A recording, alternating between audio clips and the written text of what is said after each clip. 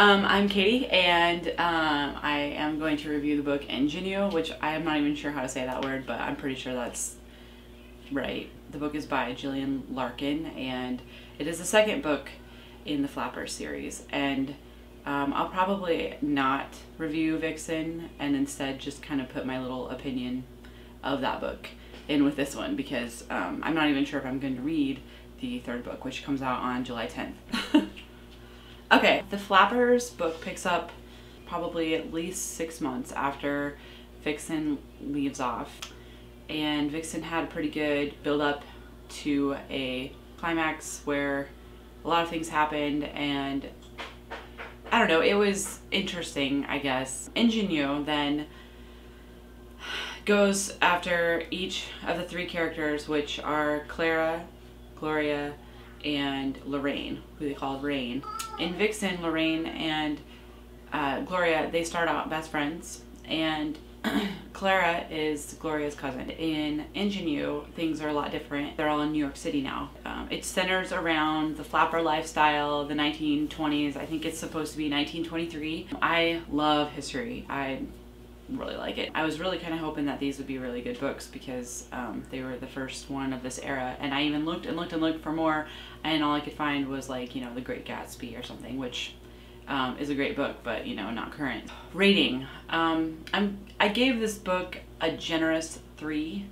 I really at times wanted to give it a 2. I'm gonna give it a 3 because I had kind of this epiphany about the book where I thought maybe, just maybe, the author wanted this to be kind of like a cheesy gangster, like, old movie, you know, and in that case then I could see like why the dialogue is the way it is and the characters do the things they do, because that is the only explanation that makes it readable for me.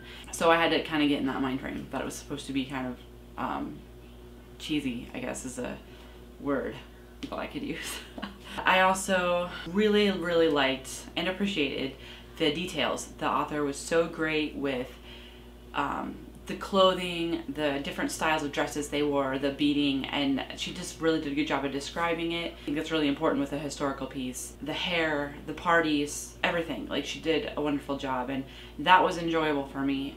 The dialogue too is very dated to that time period, but the problem with the dialogue is that she kind of goes overboard, so that I felt like she was trying to convince me that this is actually how people talked back then. It was, I felt, a little bit too overused, just phrases that people used in the 1920s that they don't use anymore, so it really sticks out to you because of that. The other thing that really drove me crazy about this book was that I felt like the author was trying to convince me of things a lot, and writing as if the reader might perhaps be a little stupid.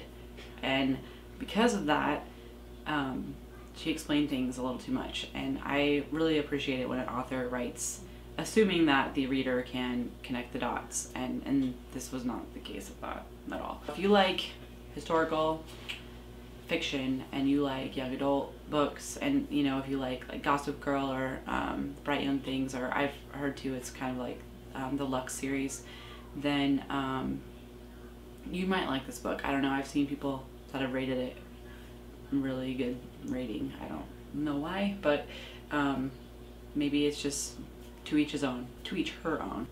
The website is really cool, that you can make your own flapper. There's all kinds of information about each book. They have stuff about like other things from that time period, like they're making a movie out of The Great Gatsby, and so it has like information about that, for example. It's worth checking out.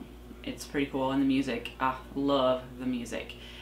So yeah, I would check that out if I were you. When I was reading the books, I really wanted to contact the author, or just kind of see like what she's up to or something. I could not find anything. I couldn't find Twitter page or Facebook page for the author. I couldn't, there's like a Goodreads page, just kind of a weird thing there, but the page for the actual series from the publisher is really fantastic. So if you are interested in these books, I would say go to that website and get excited about the Flapper Age. This is a read at your own risk book. I wouldn't say stay away from it at all costs, but I also wouldn't say please go out and check it out because it's awesome. And I don't know, so I'd love to hear what you thought.